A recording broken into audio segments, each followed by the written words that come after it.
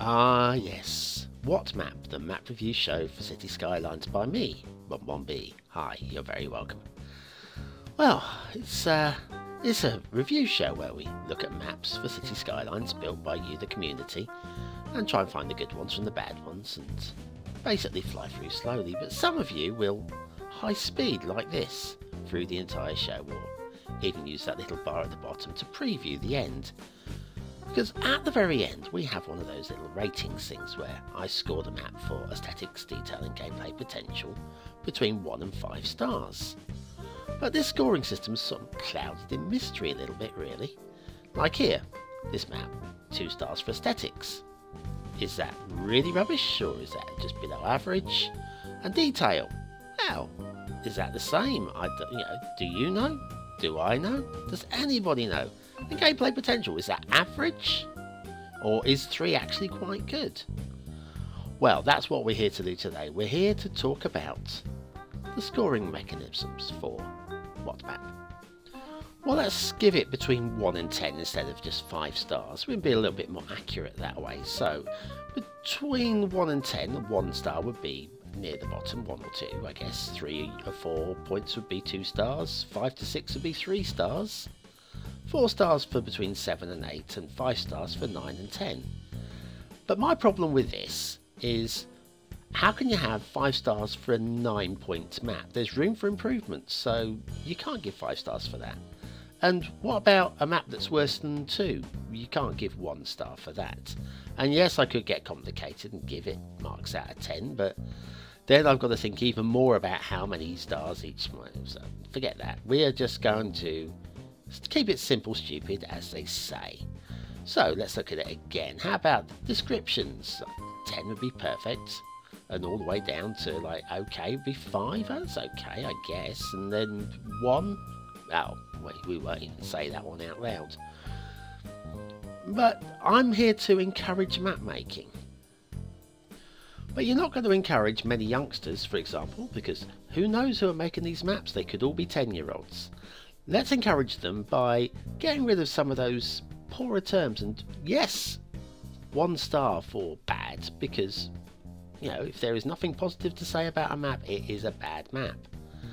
And we'll narrow out those ones in the middle, so 2 and 3 could be lacking, and all the way up to the top, as you can see there. See, that's a much more accurate representation of how the stars actually work in my mind. So let's replace these descriptions with the stars themselves, shall we? First of all, 1 point is a 1-star map. If I can't find anything positive to say about a map in that particular category, then it's going to get just 1 star. But if I can find something, anything, no matter how small, to encourage the map maker and say, look, I'm going to credit you for this, well, at that point, you'll get a 2nd star. So that's kind of like a 2 out of 10 map. But 2 stars also covers a 3 out of 10 and to some degree a 4 out of 10 map. Because 4, well, that's below average, that's substandard, but it's borderline. And depending on what the problem is, it might get a 4 or it might get a 3. So that's roughly where you're looking at there. I would normally say 4s would normally get a 3rd star, just to encourage the map maker. 5 and 6 are, well, they're right in the middle, and you're expecting them to get 3 stars, and that would be fair. By the time you get to 7 though, now is that a 3 or is that a 4 star? Solely because I'm looking at a map going, I want to credit you for doing better. I really want to say, look, this is a good map. So the difference between a 3-star map and a 4-star map, sometimes it's obvious, sometimes it's less obvious. And it's around about that, is it 6.5-ish is the break over point really. By the time you get to 7, you should be getting to a 4th star, but not always. 8 and 9 out of 10 are clearly 4-star maps, and you will only get the 5th star if I look at that and I just say, do you know what? I cannot fault this.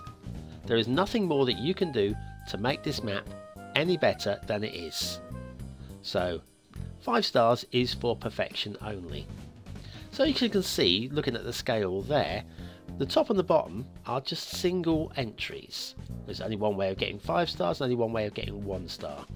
In the middle there's a bit of a gradient going on with sort of like a nudge to encourage you to, you know, be a better map maker. And I'll always give you a pat on the back rather than a slap on the thigh. Ooh, misses. So just to be sure, 3 stars is not actually a bad score. It's an okay score, it might be a middly score, but honestly, these maps will be fine. You might want to do some tweaking, but the map will work and you'll be quite happy with it. I think, anyway. The only score that really matters, of course, is the Bonbon-B seal of approval. Yes, that thing. And if I give a map a seal of approval, you can be absolutely confident that, well, I was confident that you would like it. So watch out for those especially.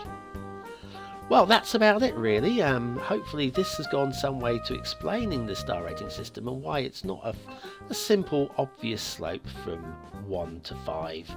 It's kind of like a bending bar really. So anyway, that's it. Next week more watch maps, and hopefully this will help you to understand just how my little brain works, my little adult brainy. Anyway, that's it for today. Thanks for watching, commenting, liking and subscribing. Don't forget to join me on Patreon. All the latest news is always there first. And it's free, although, yes, it'd be nice if you could support me. Anyway, have a great day. I'll speak to you soon.